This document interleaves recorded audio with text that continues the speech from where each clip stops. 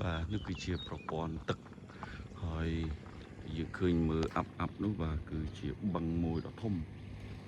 បាទបឹងធំណាស់បាទហើយ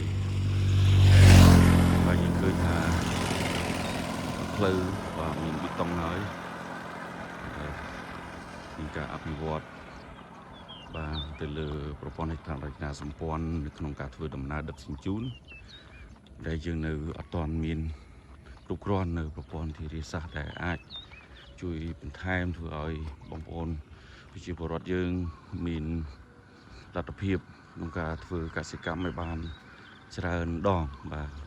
អាចថាដូចជាចង្វាក់ផលិតកម្មមួយអញ្ចឹងបាទអញ្ចឹងនេះគឺជាអាងទឹកអូហើយថ្ងៃនេះឃើញនៅខាងសមល់នោះគឺជាបឹងហើយនេះស្រូវដែលយើងបានឃើញថាយើងប្រជាបងប្អូនជាពលរដ្ឋបានច្រូតហើយបាទហើយទឹកបឹងដែលយើងឃើញជាក់ស្ដែងនេះគឺវាមូលហើយទឹកមូលអូហើយនៅសល់ប៉ុណ្ណឹងបាទមានស្ពានឆ្លងអូមួយធ្វើដោយបេតុងនៅចន្លោះឆ្នាំ2009បាទហើយផ្លូវបេតុងនេះទើបតែធ្វើនៅក្នុងអាណត្តិដូចជាអាណត្តិទី6បាទអាណត្តិទី6បាទហើយអូនេះវែងមែនទែនបាទដែលអាចបំរើឲ្យនៅក្នុងការធ្វើកសិកម្មបានប៉ុន្តែវារយៈទី1រយៈ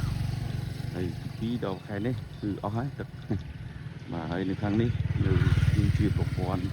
ហើយនៅខាងនៅកន្លែងព្រៃនេះគឺជាប្រឡាយពោះប្រឡាយនៅតាមផ្លូវយើងហ្នឹងគឺជាប្រឡាយមួយអញ្ចឹងបើសិនជាយើងមានទឹកបងប្អូនប្រជាពលរដ្ឋអាចទាញទឹកចេញពីអាងស្តុកទឹកដ៏វែងនេះមួយទៅធ្វើឲ្យដំណើរការនៅក្នុងការផលិតនៅកសិកម្មរបស់គាត់បានវិលជុំបាទវិលជុំបាទនេះបងប្អូនអាចឃើញបាទហើយពិតជាស្រស់ស្អាតហើយក៏រដូវប្រាំង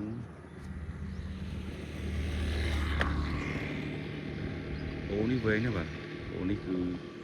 យើងអូហើយយើងមានភ្ជាប់ជុំទៅអូនេះទៅព្រែកតូចមួយភ្ជាប់ទៅទន្លេតូចបាទដែលយើងអាចក្នុងការកសាងមិនមានការលំបាកទេពីព្រោះយើងមាន